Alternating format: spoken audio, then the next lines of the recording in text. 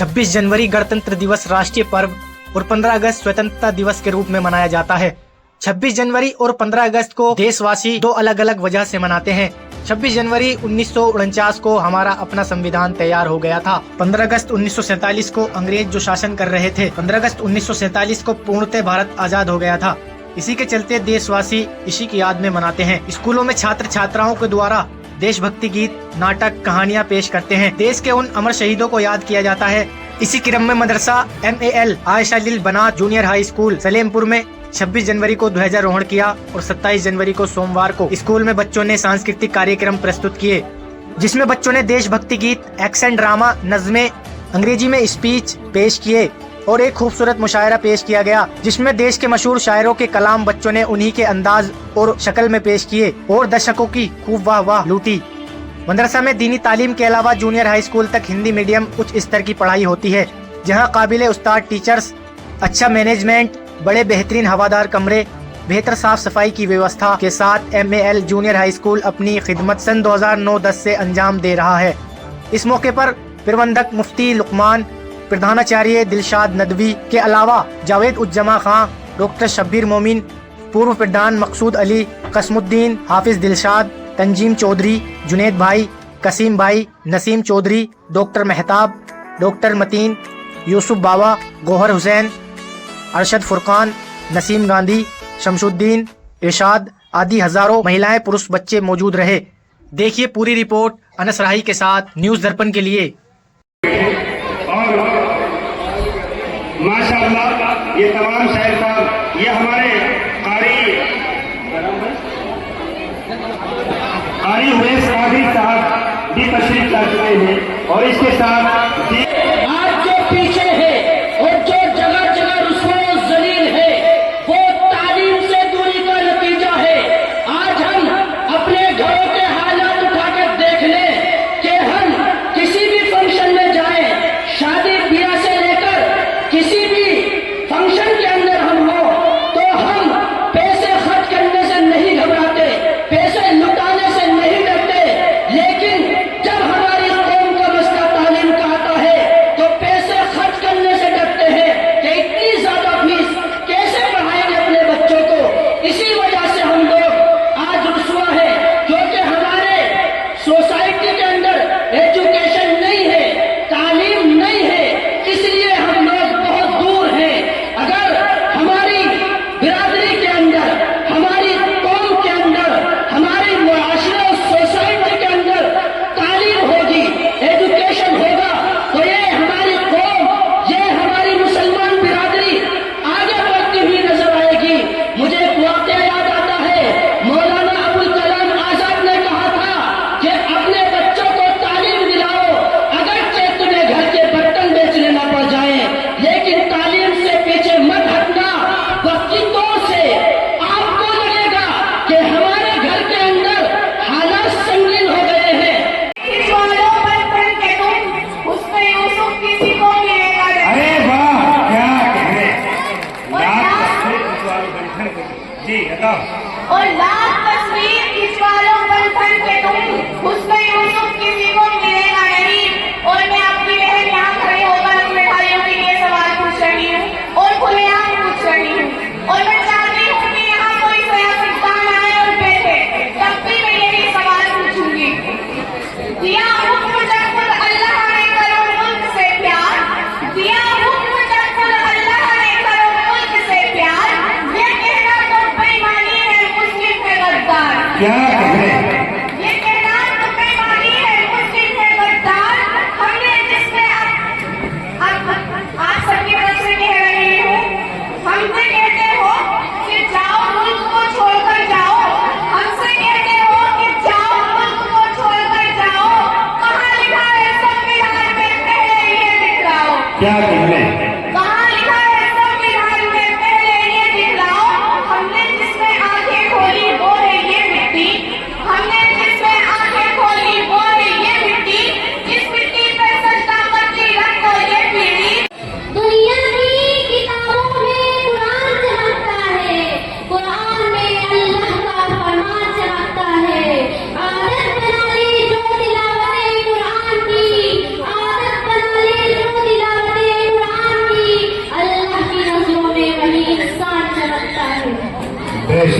हो, बहुत अच्छा।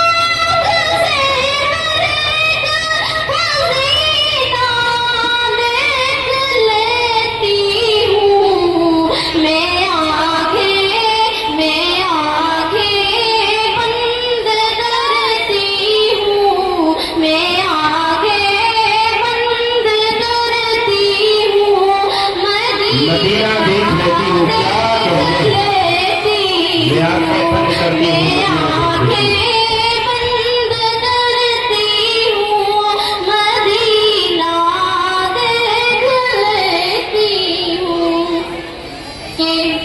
मुझे जब देखना होता है दुनिया में हसीन सा, मुझे जब देखना होता है दुनिया में हसीन सा, मुझे जब देखना होता है दुनिया में हसीन सा, तो जाकर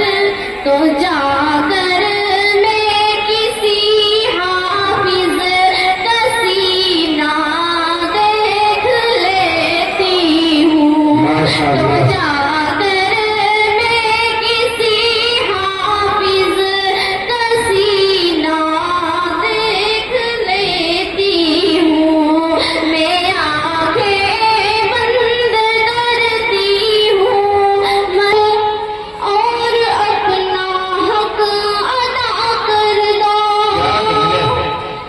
मुसलमानों, उठो सब और अपना हक अदा कर दो कि मुसलमानों, उठो सब और अपना हक अदा कर दो, यही ऐलान जाकर हर गली में हर जगह कर दो, यही ऐलान जाकर हर गली में हर जगह कर दो,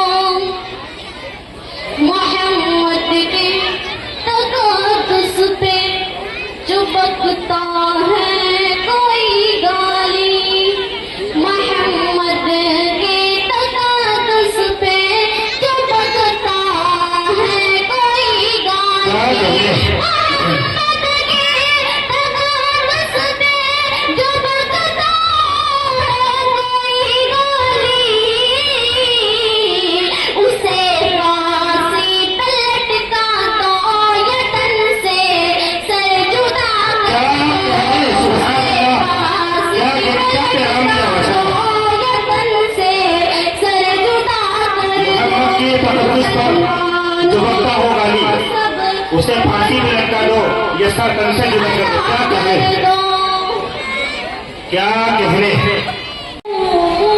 आखिरी उम्र में प्यार पे दुनिया देखूं, अब तो बस एक ही धुन है, अब तो बस एक ही धुन है कि मदीना देखूं, अब तो बस एक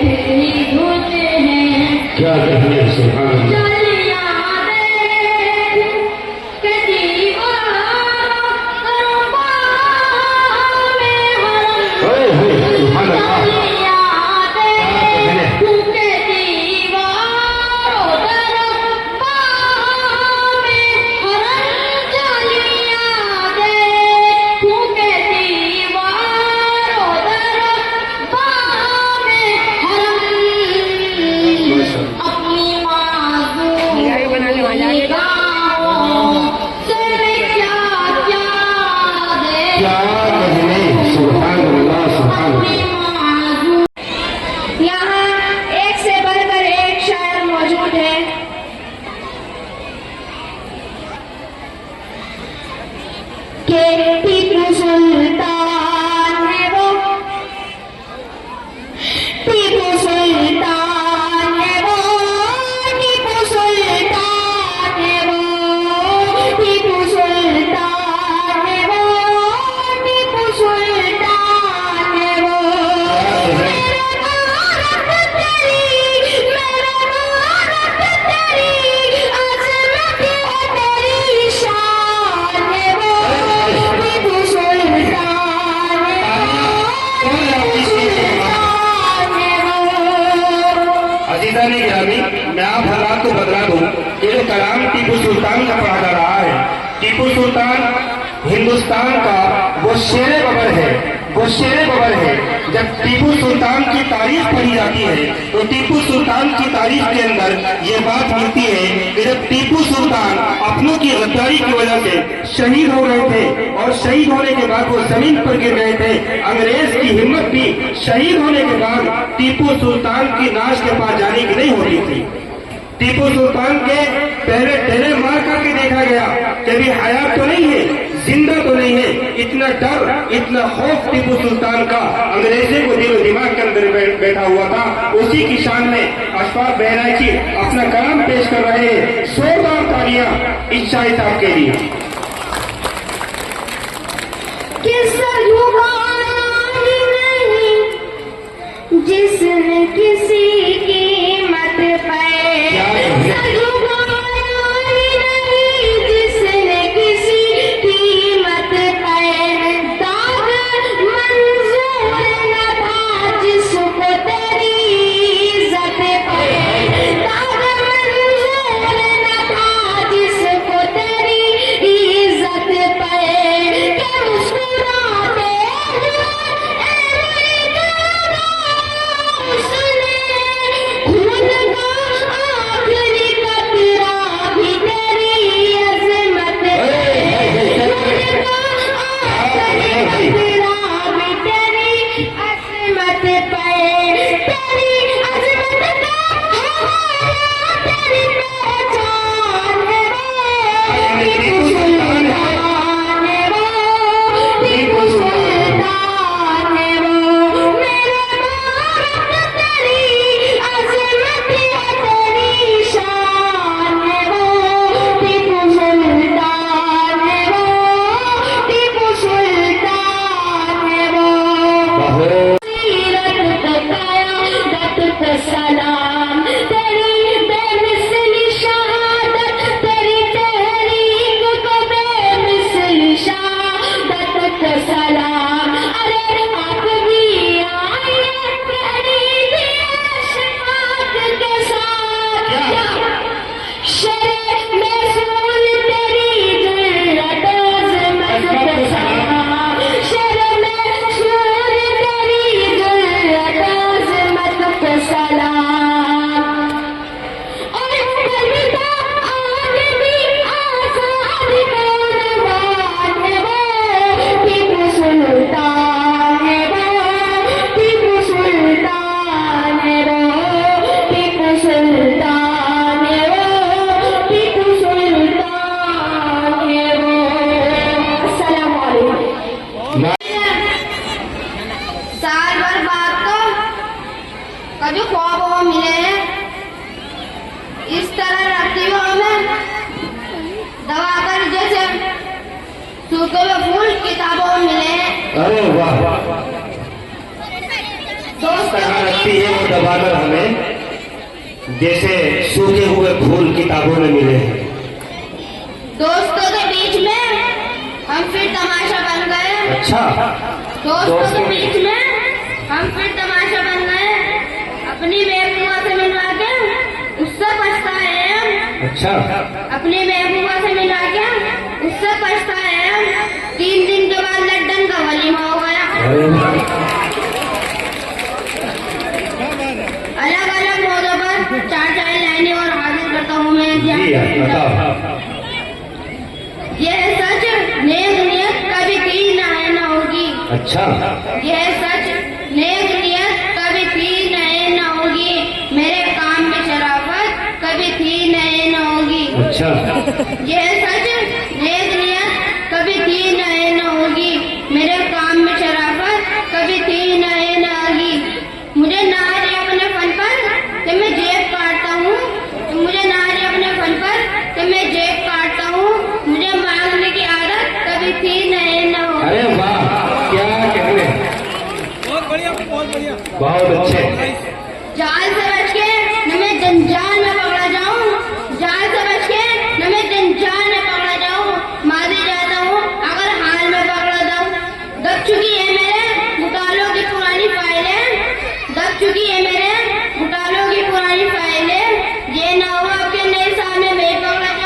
अरे वाह, दब चुकी है मेरे पुराने घोटालों की फाइलें। ये ना हो कि अब नए साल में पकड़ा जाए। क्या कहें? तुम्हें लेके चले आया शेरों खामोशा तक, तुम्हें लेके चले आया शेरों खामोशा तक, किराए की सवारी, चलो उतरो, चलो उतरो। अरे वाह, तो तुम्हें लेके चले आए हम शेरों खामोशा तक, किराए की सवारी, चलो उतरो, चलो उतरो। अगला पढ़ ले। अस्सलाम वालेकुम। माशाअल्लाह, बहुत अच्छा। और जो प्रोग्राम हमारे इस स्कूल के माध्यम से लोगों को पहुंचाए गए हैं वो बड़े इबरत रखने वाले हैं। देखिए, सबसे पहला मुझे फ़ख्र है कि मैं एक ऐसी धरती पर खड़ा हूं कि जो हिंदुस्तान दुनिया को सभ्यता सिखाने के लिए तौहीद का पहला मरकज़ रहा हूं, उस जगह में पैदा हुआ हूं। वो मेरा देश है, वो मेरा वतन अजीज़ है। और उससे भी ज़्यादा फ़ख्र ये है कि मैं एक ऐसे आखिरी नबी की उम्मत में हूँ जो आखिरी नबी है और क़यामत तक उनका सिक्का चलेगा इंशाअल्लाह। देखिए, मैं सिर्फ एक बात कहना चाहता हूँ, किसी भी काम को करने के लिए, किसी भी तालीम को हासिल करने के लिए, किसी भी काम को करने के लिए एक मकसद की ज़रूरत होती है। मकसद दो तरह के होते हैं कि इनफरादी और एक इज्तिमाई। इनफरादी मकसद तो हमारा निजी है, इज्तिमाई मकसद जो पूरी उम्मत का एक होना चाहिए। अंग्रेज़ यहाँ पर हकीम बनकर आया और हाकिम बनने का मकसद लेकर आया। 200 साल के लिए हमें ग़ुलाम बना दिया उसने। 1608 में अंग्रेज़ यहाँ पर आया और शुरुआत इतनी कमज़ोर थी उसकी कि सब कुछ बर्दाश्त करता रहा, अपनी इक़्तिसादियत को मजबूत करता रहा, समुंदर पर कब्ज़ा करता रहा, हमें गद्दारी की तरफ लगाया गया। और कुल मिला के 1757 में उसने एक जंग लड़ी पिलासी की, जो जीत गया।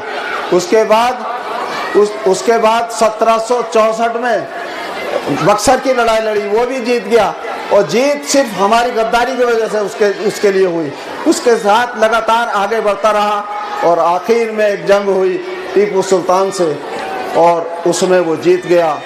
उस शेर मैसूर जिस दिन शहीद होकर धरती पर गिरा, उस दिन अंग्रेज ने समझ लिया कि हिंदुस्तान हमारा है और बहादुर शाह जफर को गिरफ्तार कर लिया गया। 1857 की जंग में उसको गिरफ्तार कर लिया गया और एक अंग्रेजी कमांडर ने कहा कि दम दमे में दम नहीं, खैर मांगो जान की, ए जफर अब ठंडी हुई तेग हिंदुस्तान की। तो उस 84 साल के बूढ़े शेर ने ये कहा था, उस 84 साल के बूढ़े शेर ने, गाजियों में बू रहेगी जब तलक ईमान की, तख्त लंदन तक चलेगी तेग हिंदुस्तान की। और आखिर में संघर्ष जारी रहा और लगातार अंग्रेजों से जंग हुई। उसमें इतनी खून बहे कि 27,000 उलमा इकराम को शहीद कर दिया गया और 5,000 कब्रें काले पानी में बना दी गई। सारा हिंदुस्तान में खून ही खून था, लेकिन सरफरोशी की तमन्ना अब हमारे दिल में है। देखना है जोर कितना बाजुए कातिल में है।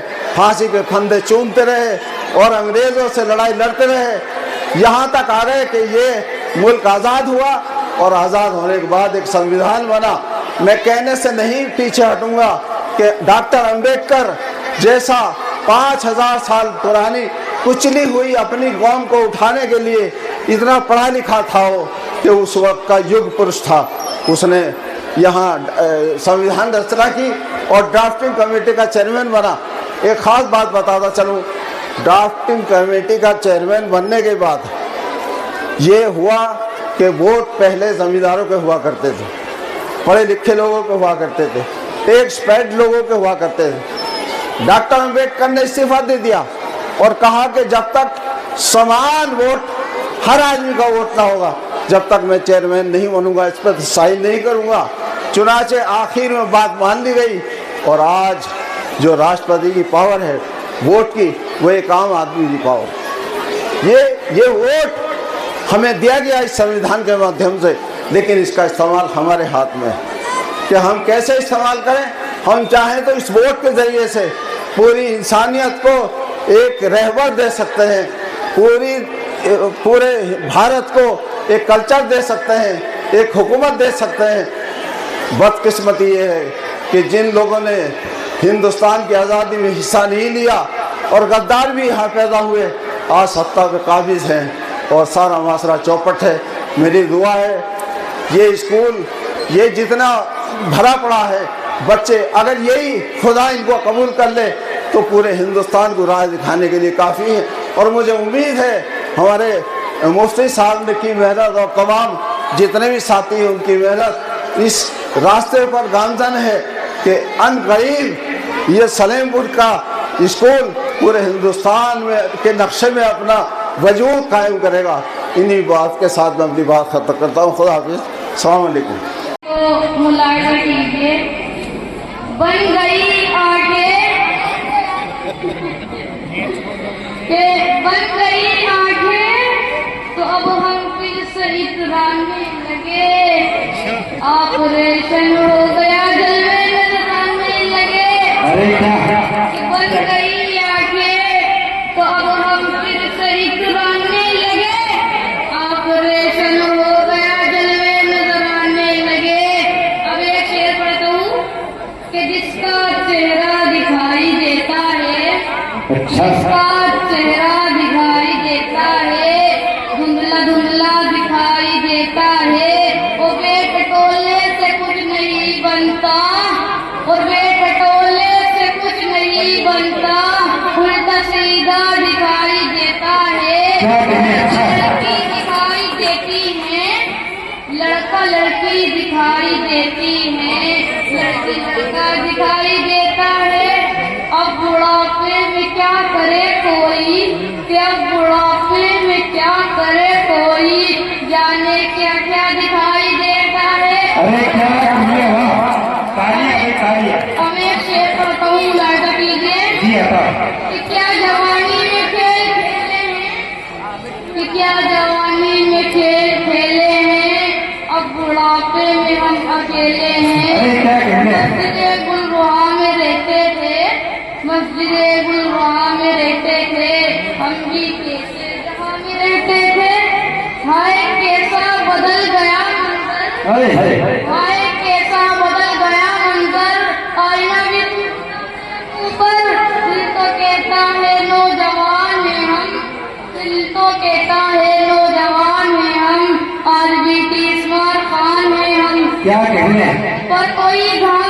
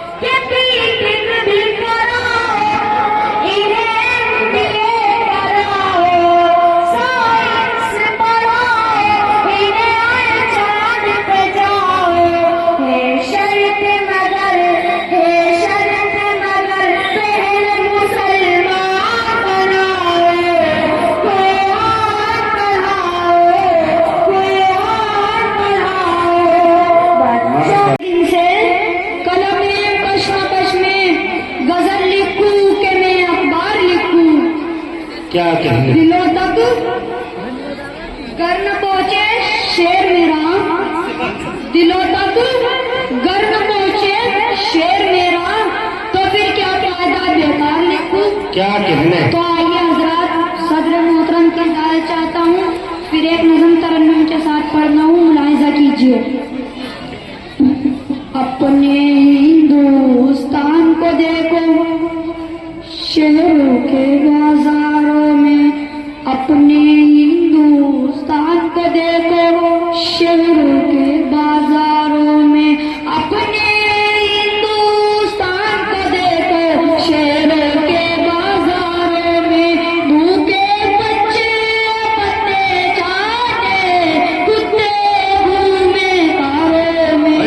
भूखे बच्चे पत्ते चाटे, घूमे कारों में। घूमे कारों में। क्या कहने? झूठों से सौदा कर लेते घर अपनी सच्चाई का, झूठों